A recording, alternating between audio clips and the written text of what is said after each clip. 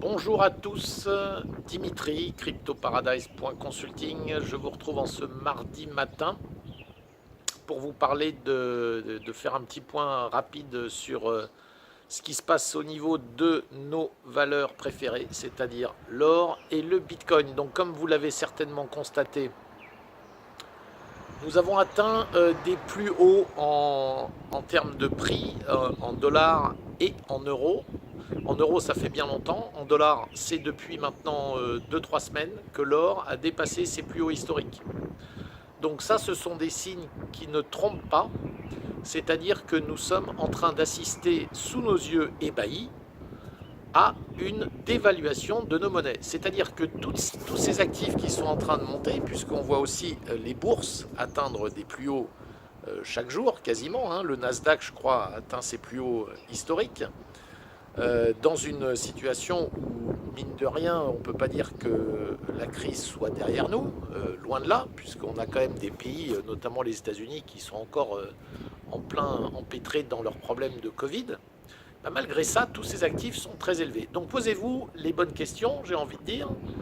C'est-à-dire, est-ce qu'on assiste vraiment à des valeurs qui changent et qui montent? Bien, est-ce qu'on n'est pas tout simplement en train de réellement assister à une baisse de la valeur des monnaies? Des monnaies que nous utilisons tous les jours pour donner des prix aux choses que nous achetons. Donc mon point de vue, c'est bien celui-là, c'est que ce à quoi on assiste, c'est à une chute rapide de la valeur de nos monnaies. Dollars, euros, yens, livres sterling, roupies, tout ce que vous voulez. Toutes ces choses qui sont dans les mains de banquiers centraux sont en train d'être dévaluées à toute vitesse. Alors, ce qui vous reste à faire, bah, c'est évidemment à chercher à placer vos actifs dans vos avoirs dans des actifs qui, eux, ne vont pas se dévaloriser. Et donc, cela nous amène à maintenant peut-être commencer à changer la façon dont on va valoriser les choses. Et c'est vrai que si vous commencez à valoriser les choses dans autre chose que les monnaies que vous utilisez tous les jours pour acheter, et la difficulté, elle est bien là, c'est que vous allez utiliser tous les jours une monnaie qui, elle, perd de sa valeur pour acheter des produits.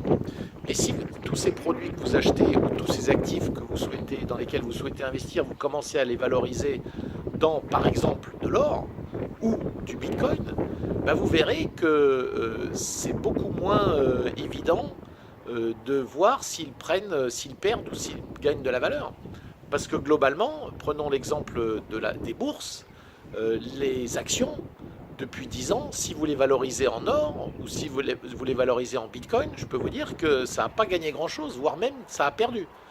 Donc, bien sûr, je ne suis pas en train de vous dire que le bitcoin ou l'or sont des valeurs parfaites pour tout valoriser, mais en tout cas, ces valeurs-là, elles ont un potentiel de vous faire garder vos richesses de façon beaucoup plus sécurisée que si vous les gardez dans des monnaies fiduciaires qui, elles, sont manipulées tous les jours. Voilà, donc plus que jamais, or, bitcoin, et effectivement, il y a aussi une troisième qui est l'argent.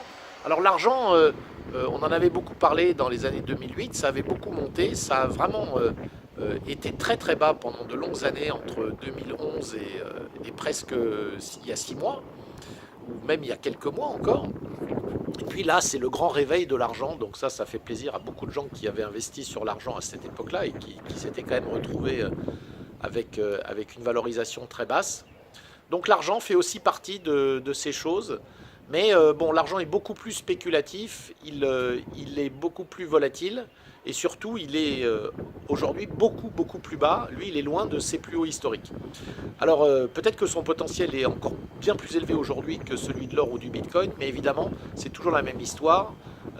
Vous êtes peut-être en mode un peu plus risqué en investissant sur l'argent. Voilà, donc en tout cas, moi, ce que je veux vous dire, et ce que je réitère maintenant au fil de mes vidéos, c'est de dire qu'il est grand temps de sortir vos avoirs des banques, s'ils y sont, et surtout de plutôt investir dans des actifs liquides, mais qui soient des actifs non manipulables. Et les meilleurs sont le Bitcoin et l'or. Voilà, si ces vidéos vous plaisent, n'hésitez pas à vous abonner directement à la chaîne YouTube bien sûr le site internet cryptoparadise.consulting. À très bientôt.